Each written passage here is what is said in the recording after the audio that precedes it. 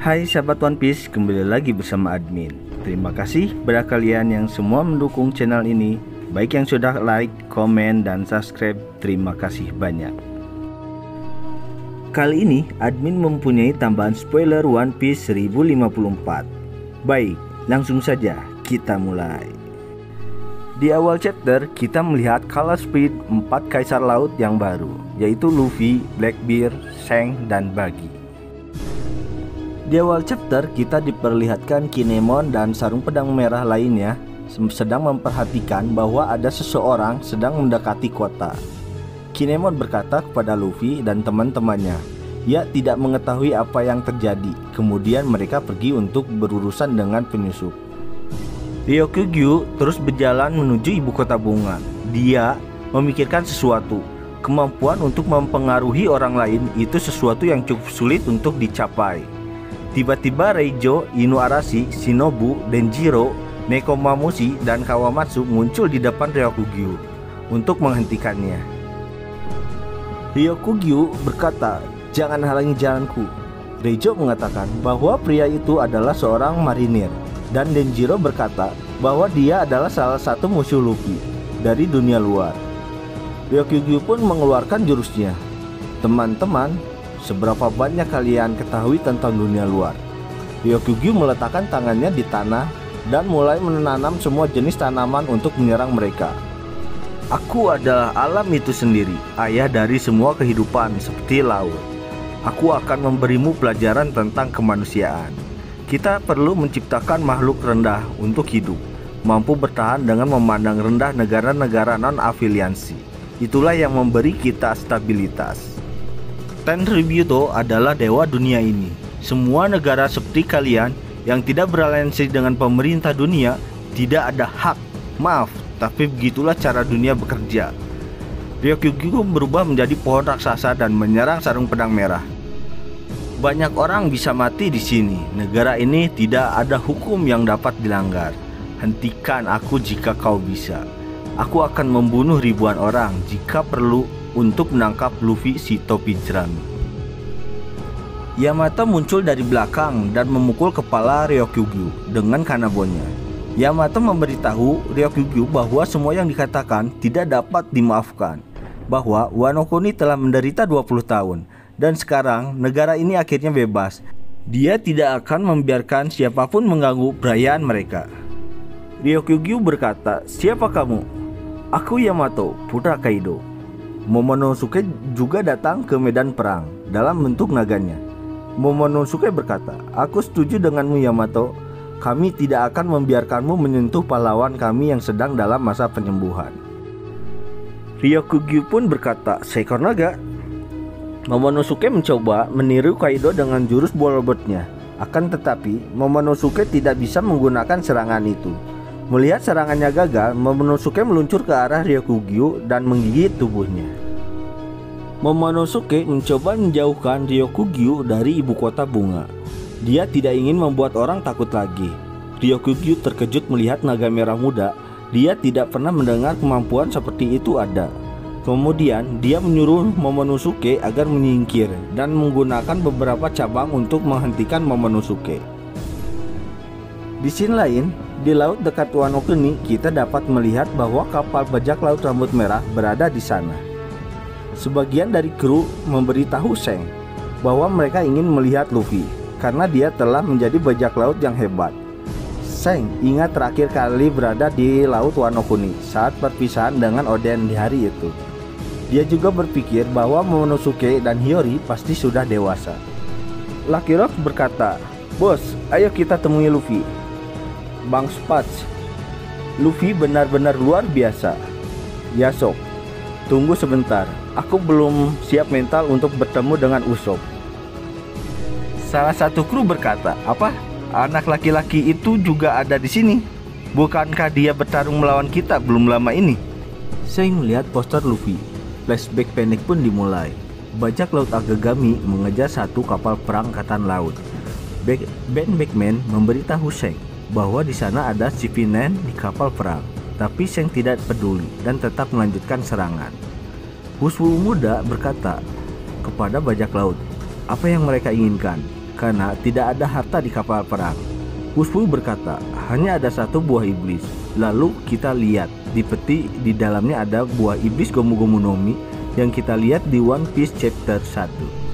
Flashback berlanjut dengan adegan Shanks mengingat beberapa kenangan bersama Luffy di desa Fusa dan momen di mana Shanks mengorbankan tangannya untuk menyelamatkan Luffy.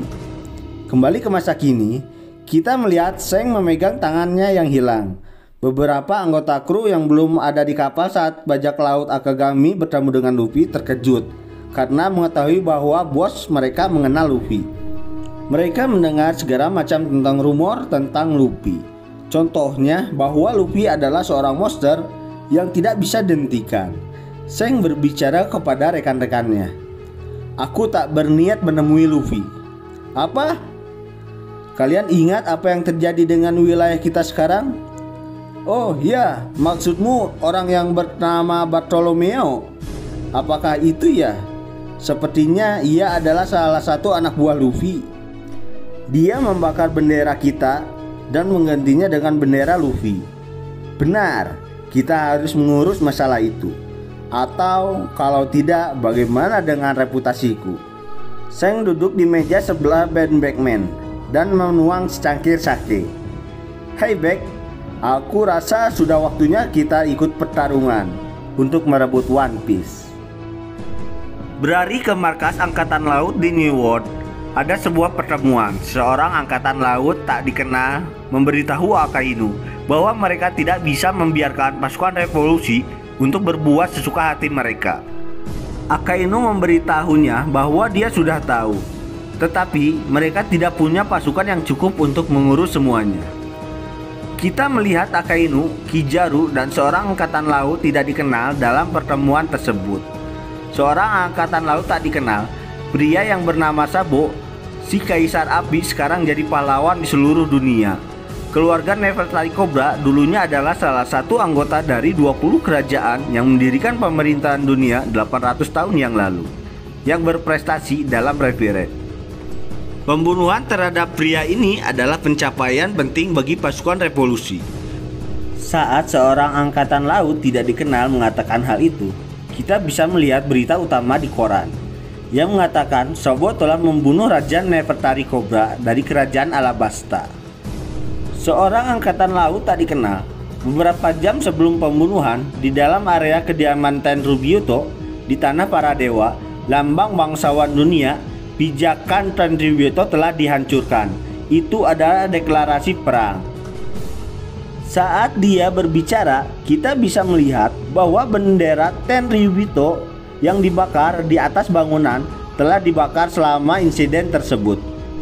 Tentara Angkatan Laut yang dipimpin oleh Admiral Ryokugyu dan Fujitora menghadiri panggilan para bangsawan. Tapi pada akhirnya pasukan revolusioner berhasil membebaskan Bartolomeo Kuma, mantan anggota pasukan revolusi yang jadi budak Tenryubito, dan mereka semua kabur. Para admiral mungkin tidak bisa bertarung dengan leluasa di Tanah Para Dewa. Akainu berbicara, "Aku tidak perlu membuat alasan untuk mereka." Dan bagaimana dengan cara hilangnya Putri Vivi yang terjadi saat bersamaan dengan pembunuhan Raja Cobra? Kita juga melihat berita utama koran tentang hilangnya Vivi. Angkatan laut tak dikenal itu akhirnya terlihat. Dia pria dengan rambut putih dan berkacamata. Dia adalah Kuroma Black Horse, kepala unit investigasi kriminal Angkatan Laut. Nama aslinya Tensei. "Kuroma, kami masih menyelidiki kehilangannya dan mungkin ada hubungannya dengan insiden ini." Akainu berbicara, "Alabasta mungkin sedang kacau saat ini." Tensei pun berkata, "Kapal mereka masih ada di Redport. Aku rasa belum waktunya mereka untuk kembali." Kizaru ikut berbicara, "Apakah insiden percobaan pembunuhan Saint Carlos sudah ditangani?" Tensei pun berkata, "Ada rumor yang mengatakan Sabo adalah salah satu orang yang mungkin jadi dalang dibalik semua insiden ini dan terjadinya revolusi 8 negara. Nunggu untuk kembalinya para pemimpin dunia. Percikan api pemberontakan di seluruh dunia. Mereka mulai memperlakukan orang seperti dewa. Bahkan bisa dibilang Popularitasnya telah melampaui pengaruh dari komandan tertinggi pasukan revisional, Dragon si pemberontak. Kizaru berbicara, dan lalu tepat saat ini juga adiknya, Luffy si topi jerami menjadi salah satu Yonko. Dan anggota revisional pun mengumumkan sistem lama telah dihancurkan di sisi bajak laut oleh adiknya, sang kaisar api. Sekarang era sedang berubah. Di panel akhir chapter, kita bisa melihat Akainu menatap laut di kantornya. Sepertinya aku menjadi flight admiral di saat momen sial ini. Tapi apapun yang terjadi, aku akan menghabisi mereka semua. Dan untuk chapter ini berakhir. Minggu depan tidak ada libur. Terima kasih untuk kalian yang sudah menonton video ini. Mohon maaf bila ada kesalahan kata, admin minta maaf. Terima kasih.